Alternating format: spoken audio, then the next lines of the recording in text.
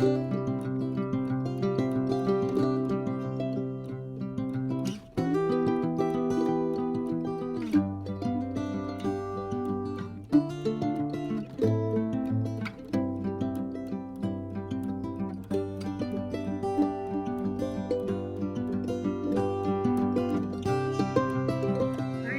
to 10X Farmstead. My name is Melissa, and today I'm going to be going over some of the seeds that I'll be starting this year. I haven't been on for a while, and that's because I've been busy with life. I have had a garden the last couple of years. It's just managing to get the time to do videos. So, as I said, let's go ahead and get into it, and I'll show you what I've got. We're going to go ahead and start some onions. I've got some Walla Walla Sweet and some Texas Grano. There's a good chance I'll probably go ahead and buy some starts at the nursery also. I'm going to do some Roma tomatoes. These are just your regular determinate. And these are some hybrids that are indeterminate, so they're just the same as Aroma. I'm going to be planting way more of these than I will be any of my other tomatoes, just because I'm trying to focus more on growing for my family and with immediate friends and sharing and stuff, so I probably won't be planting as much as I normally do. The next one we're going to be planting is a few of these. They're really good. I love these. If you haven't tried them, definitely need to try them. A couple of these, and probably a couple of those also. I'm thinking probably just one of these. We'll see, maybe two. Probably just go with two for each for now, and I guess if it comes down to it, I'll give some to somebody, share with friends or whatever. I've got this one here, which is a favorite amongst my family, not myself. Maybe one of these and one of these. These are basically the same, just one's more red than the other. And one of those, definitely maybe 4 of these, because those are like my favorite. And then last year I had saved a bunch of seeds, so we'll see how they go. I got some Abe Lincoln here, which are one of my favorites also. Black Beauty. A regular white tomato, probably just skip that one because I already have that other white one in here. Definitely a few of these because I love this one, Sweet Gold. They're really good. Some black creme. And let's see here. I do believe this one was Old German. I looked at it earlier. I just happen to have it folded up so you can't see what I wrote on it. And that's probably going to be it for tomatoes. That's still quite a lot, but I'm just not going to plant as many of them. I'll probably do like maybe 6 of these, 6 of the Cherokee Purple, and 3 of the Sunsweet Gold, and 3 of the Brad's Atomic. We'll just see how it goes, and we'll go from there. I need to start some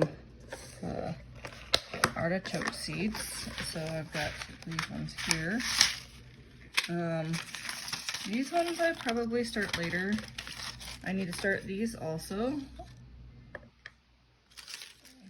And I got some red Brussels sprouts that I need to start. I have some of these coming in the mail and a few other tomato plants. I'll probably do an update video on that when I get them so you guys can see me planting those ones also. I'm gonna start some straw flowers, which I think are absolutely fantastic. And then for my pepper plants, I'm gonna plant a few of those. The pimentos, the sweet chocolate. I'll plant a few of these for April because she doesn't like spicy. I will plant a few of these. Kids always need something to snack on when they go out to the garden.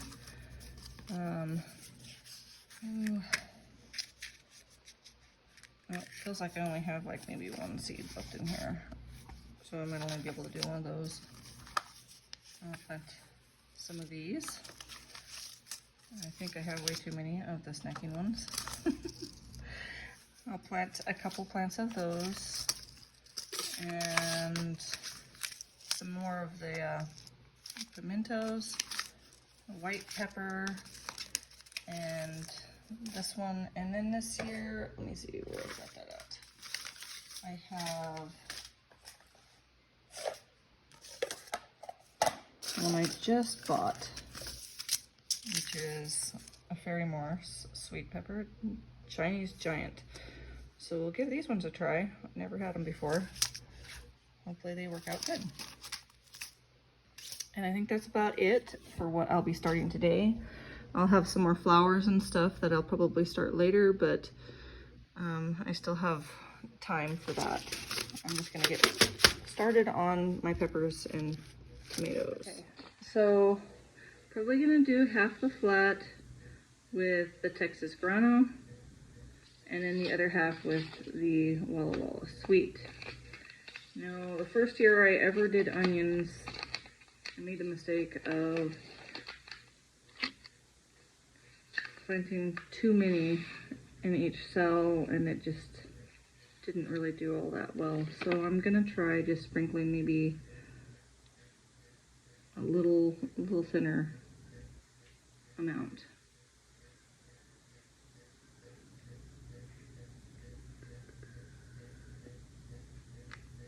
Not quite so much.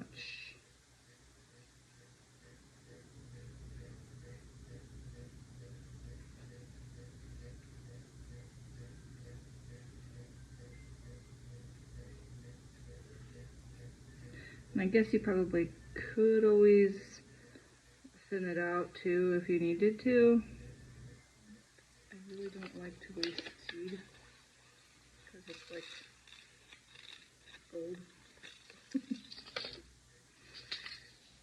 Okay, so now for the Texas Grano. And before I get too far into this, I'm going to go ahead and get out my handy dandy marker and my stakes. And they're down here, so that way I know which ones are which.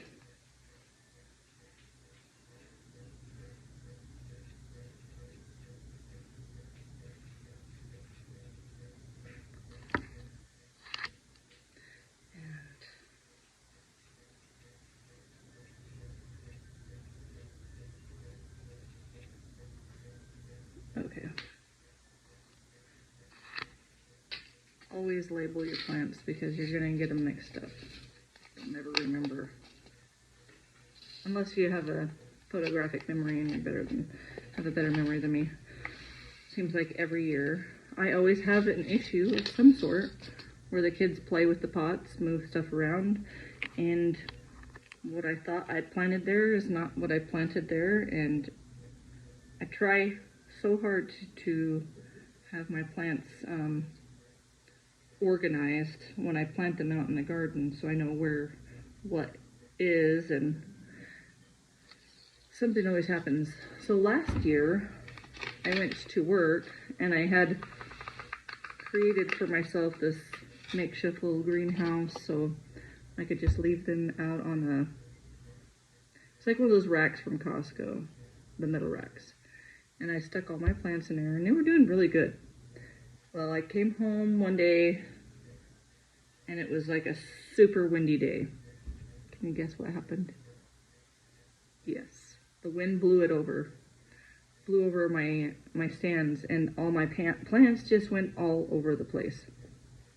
And so I had to spend like an hour or two picking up all the plants. Well, everything was mixed up.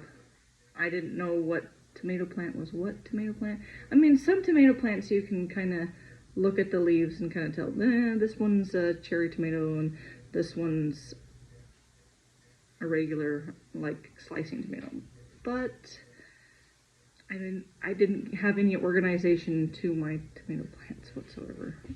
And it bothers me. Every year it happens. So we'll see how it goes this year. Hopefully it's better. Okay, now that I have lightly watered them in and just slightly got them, well, I mean, they're pretty moist. I'm gonna go ahead and put this greenhouse-like little dome over the top of it. And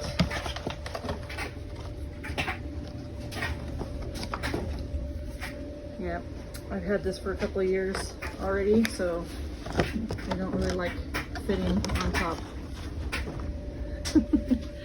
And once you can get your little greenhouse thing on here, we'll leave it for, I think, maybe once the majority of the plants are growing and you see mostly greens coming out, that's when you can go ahead and take the cover off. And I'll just keep it back here in a sunny spot, and hopefully we'll be seeing some greens pretty soon.